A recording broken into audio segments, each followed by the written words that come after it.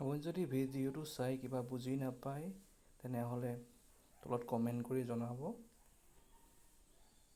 চ' এতিয়া ভিডিঅ'টো আৰম্ভ কৰোঁ। Good evening friends. আজি এটা ভিডিঅ' বনাবলৈ লৈছোঁ। ভিডিঅ'ৰ টপিক হৈছে ইনকম টেক্স প্লেনিং। এতিয়া ইনকম টেক্সৰ টাইম হৈছে, চবৰে ইনকম টেক্স ভৰিব লাগিব বুলি চিন্তা হৈছে। বহুতে আপোনাৰ তেতিয়া জমা কৰিছে, এতিয়া নেক্সট কি কৰিব লাগিব কাৰো একো আইডিয়া নাই। সেইবাবে ভিডিঅ'টো বনাইছোঁ। ইনকম টেক্স প্লেনিং আমি কেনেদৰে কৰিব লাগিছিল বা আমি এতিয়া কেনেদৰে কৰিব পাৰোঁ। ভিডিঅ'টো চোৱাৰ আগতে চেনেলটো ছাবস্ক্ৰাইব কৰি ল'ব, কাৰণ স্পেচিয়েলি মোৰ ফ্ৰেণ্ডছৰ কাৰণে ভিডিঅ'টো বনাইছোঁ। ছাবস্ক্ৰাইব কৰিলে মোৰ ফ্ৰেণ্ড বুলি ভাবিব পাৰিম। অ'কে, এতিয়া ভিডিঅ'টো আগবাঢ়োঁ। ইনকম টেক্স প্লেনিং আমি কেনেদৰে কৰিম এতিয়া। প্লেনিং মানে আপোনাৰ যিকোনো ধৰণৰ ইনকমৰ কাৰণে ইনকম টেক্স প্লেনিং কৰিব পাৰে। স্পেচিয়েলি এই ভিডিঅ'টো বনোৱা হৈছে চেলাৰী ইনকমৰ, যিখিনি মানে চেলাৰী ইনকম পাৰ্চন তেওঁলোকৰ কাৰণে। কাৰণ চেলাৰী ইনকম পাৰ্চনসকলে টেক্স প্লেনিংটো আগতীয়াকৈ নকৰিলে তেওঁলোকৰ TDS কাট খাই যায় আৰু পিছত ৰিফাণ্ড কৰিব পৰা যায় বা কেতিয়াবা কৰিব পৰা নাযায়ো।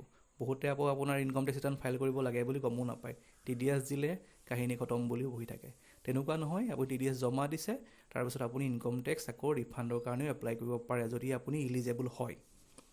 যিসকলৰ ইনকম 5 লাখতকৈ তলত তেওঁলোকে কোনো ধৰণৰ টেক্স প্লেনিং কৰাৰ আৱশ্যকতা নাই, কাৰণ 5 লাখৰ তলত তেওঁলোকৰ টেক্স দিবলগীয়া নহয়। এতিয়া টেক্স প্লেনিং কৰিবৰ কাৰণে গভৰ্ণমেণ্টে কিছুমান বেনিফিট দিছে। বেনিফিটৰ ছেকশ্যনবোৰ চাওক।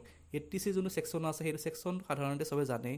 লাইফ ইঞ্চুৰেঞ্চ প্ৰিমিয়াম বা প্ৰভিডেণ্ট ফাণ্ডত যিটো কণ্ট্ৰিবিউশ্যন দিয়ে সেই এমাউণ্টটো তাৰ আণ্ডাৰত এক্সামটেড হয়। ছেকেণ্ডেৰী ছেকশ্যনটো আহি গ'ল পেঞ্চন ইন ৰেচপেক্ট অফ যোনটো আছে চেণ্ট্ৰেল স্কিমৰ আণ্ডাৰত। সেইটো বিষয়ে বহুতে নাজানে। বহুতে ভাবে চৰকাৰী পেঞ্চন কাটি আছে, গভৰ্ণমেণ্ট পেঞ্চন কাটি আছে, সেইটোৱে নহয়। তাৰ উপৰিঞ্চি আপুনি ইনভেষ্টমেণ্ট কৰোঁ বুলিলে কৰিব পাৰে বেংকৰ থ্ৰুদি। থাৰ্ডটো হ'ল ইকুইটি ছেভিং স্কিমৰ আণ্ডাৰত যদি ইনভেষ্টমেণ্ট হয় সেইটো আপুনি কৰিব পাৰে, কিন্তু চবতে এইটো বেনিফিট নাথাকে। ফ'ৰ্থ অপশ্যন হ'ল হেল্থ ইঞ্চুৰেঞ্চ প্ৰিমিয়াম। জীয়াই থাকিবৰ কাৰণেতো হেল্থ ইঞ্চুৰেঞ্চ লাগে, মৰিবৰ পাছৰ পাবৰ কাৰণে লাইফ ইঞ্চুৰেঞ্চ লাগে। হেল্থ ইঞ্চুৰেঞ্চ প্ৰিমিয়ামৰ যিটো প্ৰিমিয়াম এমাউণ্ট হয় সেইটোৰে আপুনি টেক্স এক্সামশ্যন বেনিফিটটো উঠাব পাৰে। যদি হেল্থ ইঞ্চুৰেঞ্চ কৰোৱা নাই আপুনি কৰাই ল'ব সোনকালে।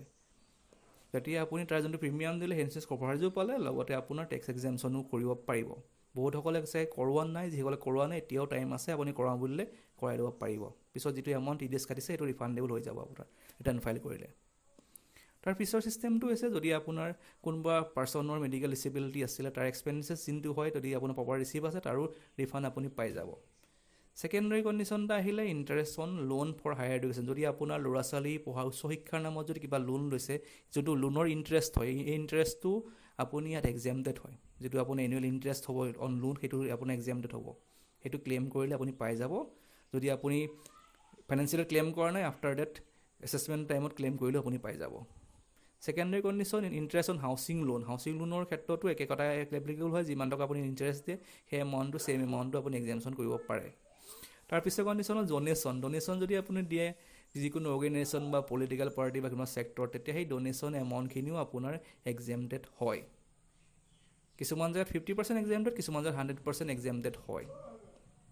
এতিয়া নেক্সট একেবাৰে ইম্পৰ্টেণ্ট চেপ্টাৰটোলৈ গৈছে income from interest on savings account. Savings একাউণ্টত যদি আপুনি 10,000 টকাতকৈ বেছি ইণ্টাৰেষ্ট পায়, 10,000 টকা এক্সামটেড হ'ব, কিন্তু পিছৰ ইনকামটো টেক্সেবল হ'ব।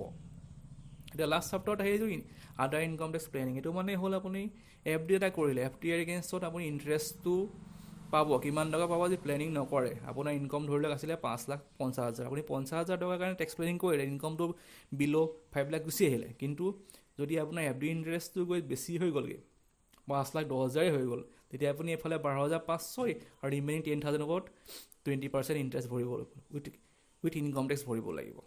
সেইকাৰণে আপোনাৰ বেলেগ বেলেগ জেগাত ক'ত ইনভেষ্টমেণ্ট কৰিছে তাৰ ওপৰ ইণ্টাৰেষ্ট কিমান আহিব সেইটোও আপোনাৰ গ্ৰছ ইনকামৰ লগত এড কৰিব লাগিব। তেতিয়াহে আপোনাৰ ফাইনেলি কেলকুলেট হ'ব। আজি ভিডিঅ'লৈ ইমানটোৱেই।